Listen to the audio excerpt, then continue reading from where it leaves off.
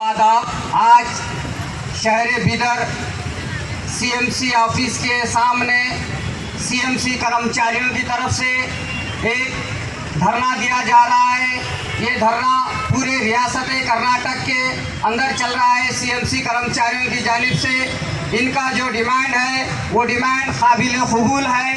मैं बीदर की और रियासत कर्नाटक की जनता के तरफ से माननीय मुख्यमंत्री सिद्धारमैया साहब और कर्नाटका म्यूनसिपल मिनिस्टर रहीम खान साहब से इस बात का निवेदन करता हूं कि जल्द से जल्द इनके जो भी डिमांड्स हैं उसे फुलफिल किया जाए, वरना मैं अभी घर से निकलते हुए आते हुए पूरे शहर के हालात का जायज़ा लिया।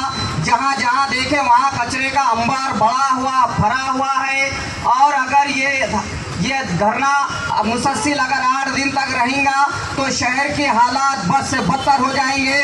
पूरे रियासत कर्नाटक की जनता बीमारियों में, डेंगू में, मलेरिया में मुब्तला हो जाएगी।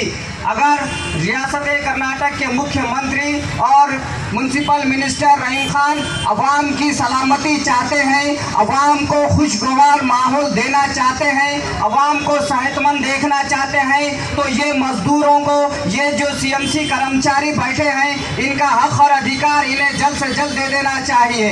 नहीं तो जितने भी लोग डेंगू और मलेरिया से बीमार हो जाएंगे, हॉस्पिटलों में एडमिट हो जाएंगे, या खुदा ना खास्ता अगर किसी की मौत हो जाएगी तो उन सब की जिम्मेदारी कर्नाटका सरकार के ऊपर हो जाएगी। जितने भी लोग मरेंगे उसके जिम्मेदार कर्नाटक सरकार होगी, सिद्धारमैया होंगे, रहीम खान होंगे, क्योंकि इनके डिमांड काबिल कबूल है।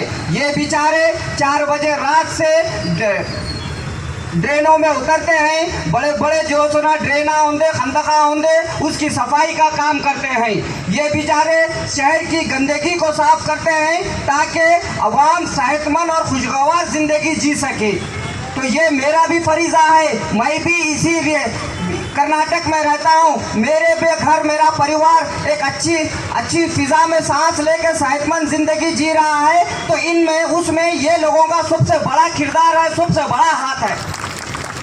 जिस तरह मैं आज मेरे परिवार की सेहतमंदी के लिए आगे बढ़कर इनका साथ दे रहा हूं, तो मैं रियासत कर्नाटक की हर जनता से ये निवेदन करता हूं कि आप भी आकर इनका साथ दीजिए, इनके एहतजाज को बुलंद कीजिए, मजबूत कीजिए, इनका हक दिलाने के लिए अपनी आवाज़ को बुलंद कीजिए।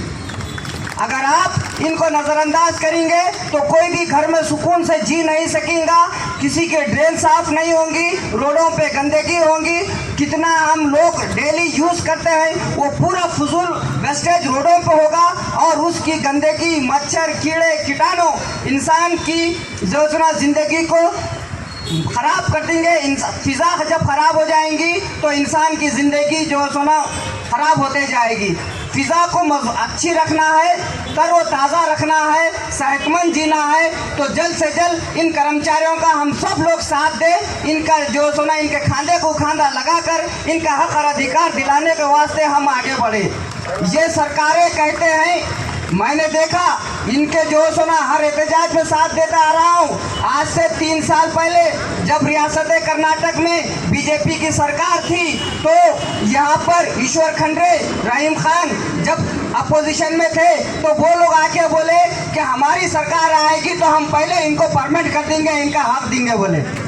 आज 2 साल हो रहे, 2 साल का जो सुना इन्होंने प्रोग्राम बनाया, सिद्धारमैया साहब तरक्याती कामा बताए, इनके जो सुना आखा राहुल गांधी को कर्नाटक में बुलाकर 2 साल का जो सुना उनका वर्क का परफॉर्मेंस बताए। मगर मेरे को इस बात का ताजुब हो रहा है, ये करीब 4 या 5 साल से ये लोग एहतजाज कर रहे हैं, इनको परमानेंट नहीं किया जा रहा, इनको जो सुना कॉन्ट्रैक्टर से हटा के डायरेक्ट इनका अकाउंट में सैलरी नहीं दी जा रही। इन लोग जो सुना 5 साल से मेहनत कर रहे हैं, धरना दे रहे हैं, फिर ये इनका काम क्यों डेवलपमेंट में नहीं बताया गया? मेरा सवाल है सिद्धारमैया साहब से, क्यों इनको नज़रअंदाज किया जा रहा है? जबकि ये एक ऐसा डिपार्टमेंट है, ये डिपार्टमेंट अगर सो जाएगा तो शहर की सारी जनता जो सुना गहरी नींद में सो जाएगी, कभी ना उठेगी।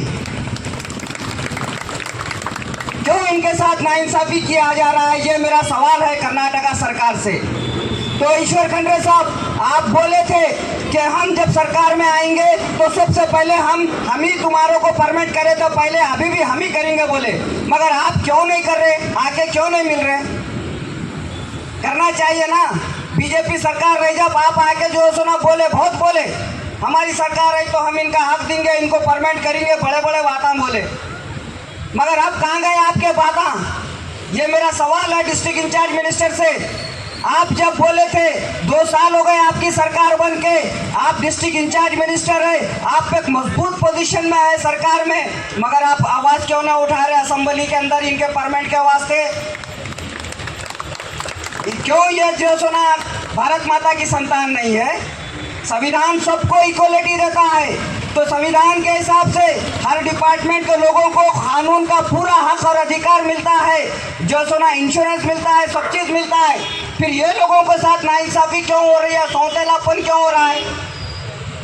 सर एक मिनट, सॉरी, ये सिस्टर की गाड़ी है आप लोग का, 2 मिनट साहब। रिक्वेस्ट है अंदर। तो ये मेरा सवाल है, क्योंकि सभी के साथ इंसाफ होना चाहिए। हर इंसान को, हर डिपार्टमेंट वालों को, उनका सबको बराबर का हक मिलना चाहिए। पीडब्ल्यूडी डिपार्टमेंट को अलग कानून, रेवेन्यू डिपार्टमेंट को अलग, तो इनको क्यों भाई? इनको भी जो सुना इंश्योरेंस मिलना चाहिए, हेल्थ पॉलिसी मिलना चाहिए, इनको भी सब चीज़ मिलना चाहिए नहीं? हाँ, तो सबसे ज़्यादा मैं समझता हूँ कि अगर कोई बेहतर और सबसे अच्छा डिपार्टमेंट है जो लोगों की सेहत के वास्ते काम करता है तो वो म्युनिसिपल डिपार्टमेंट है। आज देखो शहर की हालात, पूरे ड्रेना ब्लॉक हो चुके हैं। खाली 2 दिन के हड़ताल में पूरे ड्रेना ब्लॉक, रोडों पे कचरा, मक्खियाँ बिन बिना रही, कीड़े बिन बिना रही।